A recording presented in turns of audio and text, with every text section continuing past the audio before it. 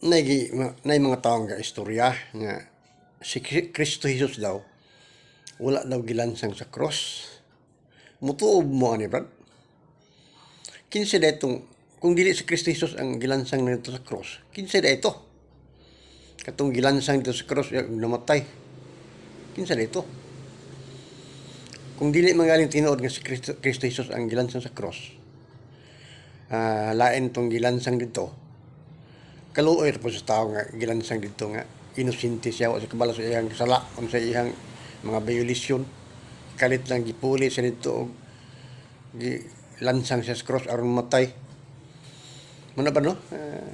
Marag medyo mutuob man Kani brad no, kamo lang ang maghunahuna ani og katuan may dili. Kamo na maghusga kung unsa inyong pagtuo ini nga katarungan.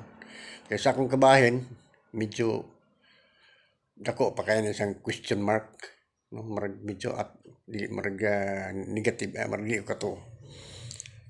Kaya ang Diyos God, kanang na kaangayan, hostisya, kaluoy.